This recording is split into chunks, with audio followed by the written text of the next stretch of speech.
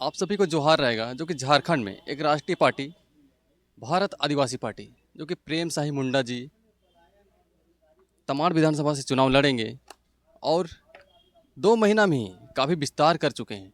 दादा सबसे पहले आपको जोहार। किस मुद्दा पे आप लोग चुनाव लड़ रहे हैं इस पर झारखंड में?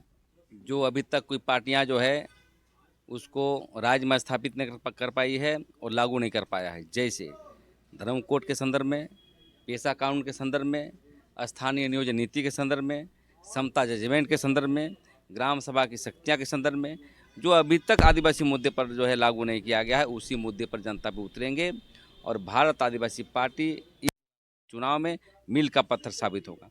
जिस तरह का रुझान आ रहा है, हमें लगता है कि आदिवासी समाज एकजुट होकर मैंडेट देगी और आने वाला समय में यदि जनता हमको जितवाएगी तो हम सदन में जाकर नियम कानून के साथ जो छुट्टे हुए मुद्दे पर हम लोग काम करेंगे। अन्यथा रोड पर जैसे हम लोग आंदोलन करते थे, कहने का मतलब सड़क से सदन तक हम लोग संघर्ष को जारी रखेंगे। देखा जाए दादा झारखंड में एक केंद्रीय पार्टी कांग्रेस है, एक बीजेपी है। इन दोनों ने अपने गठबंधन बना रखे हैं और एक झारखंड में चुनाव लड़ रहे हैं। क्या इन पार्टियों को आप लोग लड़ा सकिएगा? हरा सकिएगा? बिल्कुल। देखिए, हमारा हेमंत सोरेन कभी देव सुने हैं उसको? उसके संसद जय जोहार का नारा लगाता है देश में। हमारा नेता लगाता है राजकुमार रौत, धर्म कोड की बात बोलता है, वहाँ पर आदिवासियों की बात बोलता है। तो देखिए, सभी ताकतें जनता के बीच बसता है और जनता यदि हमें मदद करेगी तो निश्चित रूप से एक नया क्रांति होगा। और हम लोग एक संघर्ष की पार्टी है, हम लोग संघर्ष का रास्ता चुने हैं। कभी भी बीजेपी आरएसएस आज सुबह हम लोग गए नहीं, कभी भी नहीं। हम लोगों ने आदिवासी पर बात किया है, इसलिए जनता जितना समझा पाए हैं हम लोग और समझदार है जनता। आने वाला समय में हमें लगता है कि पूरे झारखंड में भारत आदिवासी पार्टी को मैंडेट देगी, अपार मतों से जिताने का काम करेगी। दादा 2020 में जो कि झारखंड सरकार सरना धर्म कोड को पास कर चुके हैं, जो कि आदिवासी सरना धर्म कोड के नाम से पास किए हैं, क्या ये नाम सही है या सरना धर्म कोड होना चाहिए? देखिए, नाम पर हमको फर्क नहीं पड़ता है। जब देश की एकता, देश की अखंडता, अनेक जातियां हैं, आप सिर्फ टोला भर का सोचिएगा आदिवासी तो नहीं, पूरे देश में आदिवासी है। पहले हम पूरे देश में शासन करते थे, राजपाट करते थे, मोहनजोदड़ो से हम लोग सब चले थे। तो नाम पर ये हमें नहीं लगता है कि कोई आदिवासी हो सरना हो। लेकिन देखिए, हर जगह जो है अलग अलग नाम से जाने जाते हैं, तो सभी नामों को मिलाते हुए एक छाता के रूप में आदिवासी कोड देते हुए सरना गोंडी सबको मिलाते हुए आगे बढ़ने की आवश्यकता है। और तभी हमारा धर्म कोड मिलेगा, सरना धर्म कोड मिलेगा, आदिवासी धर्म कोड मिलेगा।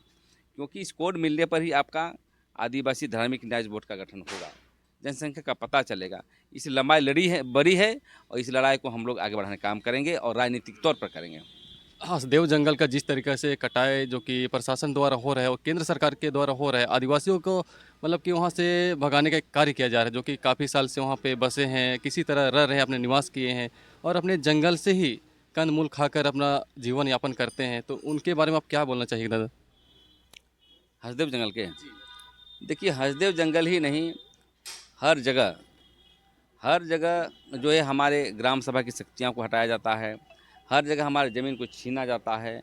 तो इसलिए हम लोग वैसे पार्टी को चुने जो हमारा ग्राम सभा की शक्ति को हटाया नहीं जाए, वन अधिकार कानून को हटाया नहीं जाए, तभी हम लोग आगे बढ़ सकते हैं। तमाड़ विधानसभा ही दादा क्यों चुने आप? तमाड़ विधानसभा इसलिए चुने कि मेरे समाज के लोग रखते हैं और इससे पहले भी मैं चुनाव लड़ चुका हूँ। राजनीतिक पृष्ठभूमि हमारा है, सामाजिक पृष्ठभूमि वहाँ पर है, इसीलिए हम तमाड़ विधानसभा की जनता को सेवा करना चाहते हैं। अब जब विधानसभा में आप पहली बार आइएगा दादा, सबसे पहले किस मुद्दा पे आप चर्चा कीजिएगा? विधानसभा पर आएंगे तो सबसे पहले चर्चा करेंगे पेशा कानून का, धर्म कोड का, स्थानीय नियोजन नीति का, जो भी आदिवासी मुद्दे छूटे हुए हैं सभी मुद्दे पर बात करेंगे। बहुत बहुत धन्यवाद कहना चाहेंगे प्रेम साही मुंडा जी को, जो कि हमारे चैनल में जुड़े। बहुत बहुत धन्यवाद दादा।